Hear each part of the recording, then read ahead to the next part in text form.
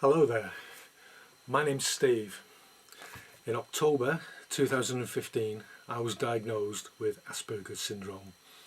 As a result of this, I was referred to an autism support group for recently diagnosed adults. In this group I had one-to-one therapy. I also had group therapy where, along with a number of other recently diagnosed adults, the group was run by two neurotypicals. There was also a mentor who was a girl who'd been through the process before and returned to the group.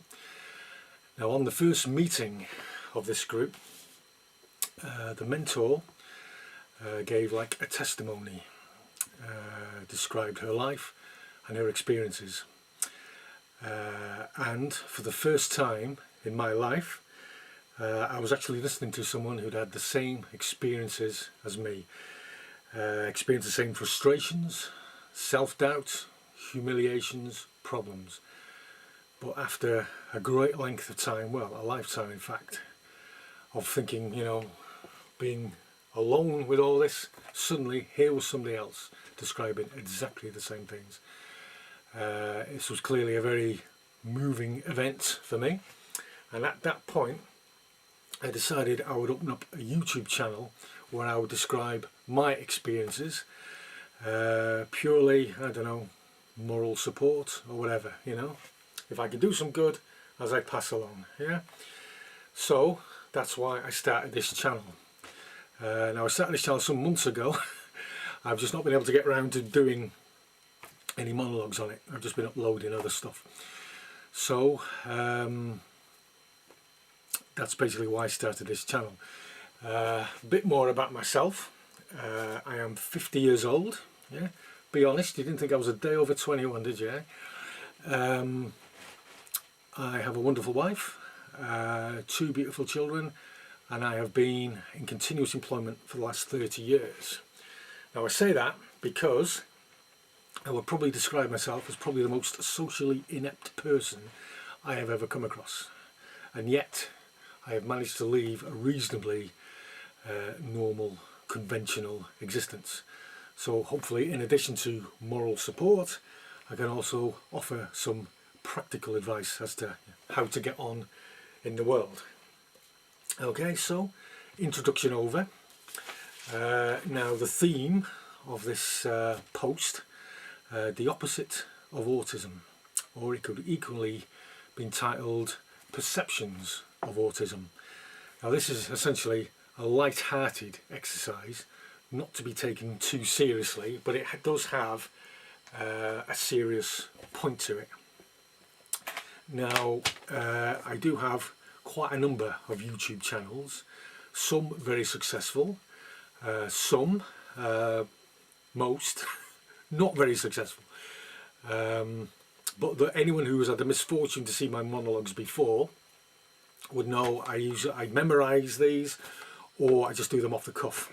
But this one, because of the subject matter and I want to get it right, I have actually wrote it down. Okay, so apologies for that, but I'm going to be actually reading from a script from this one. Okay, so I've already said half of this. Right, okay, so for the parents and carers of severely autistic children and adults, clearly they are dealing with a disability, and I don't envy them that. However, it's my contention that mainstream autism is merely an extreme on a human spectrum.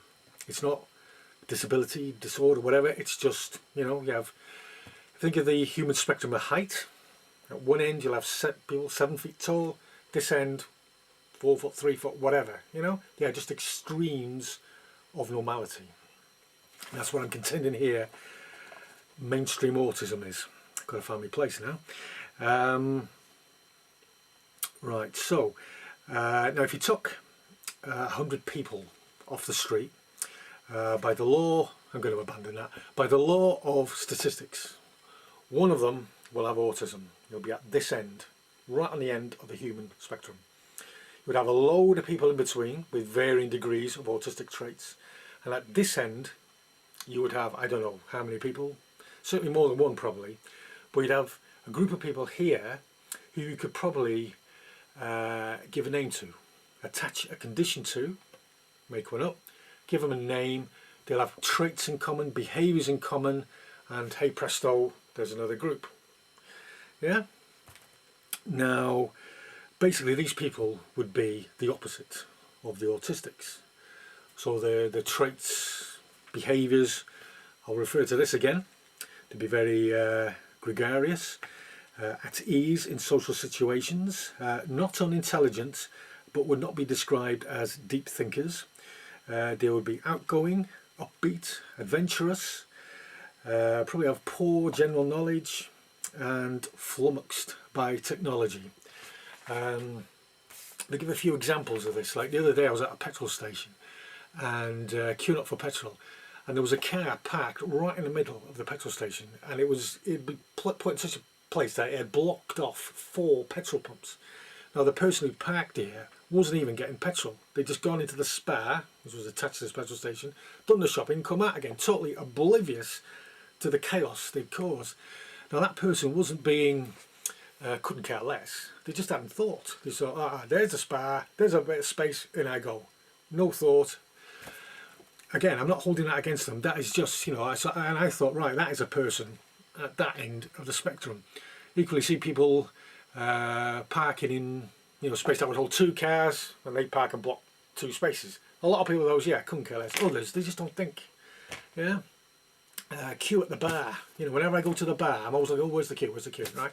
You see some people ignore a very long queue, just walk straight up to the bar. And when it's pointed out to them, again, they've not done it deliberately. They just haven't thought. It's this sort of thing. Now I stress this is a light-hearted thing, and it's just saying, I think this is what's happened to the autistic side of things. Now clearly, autistic people do need assistance with certain things. I certainly am myself. But because you need assistance with something doesn't mean there's necessarily anything wrong with you. Okay? Somebody 7 foot tall is going to probably need assistance with all sorts of things.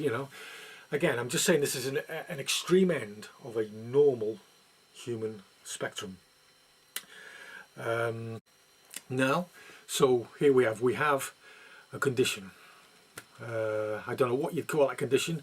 I only realised I'd have the opportunity to do this post about an hour ago, so I've not had a chance to think about it. But I thought if you were to call these people something, you could call them neurotypical ultras, something like that. You could list all these traits they've got, give them a label, and away you go. So I hope, amongst all this mess, I have made a point there. I'll be doing more posts, hopefully. Probably more, well, certainly more serious subject matter than this one. I'll be better prepared, and I will have memorised them. So if you got this far, thank you very much for watching. Hope I see you again. Yeah. Best wishes.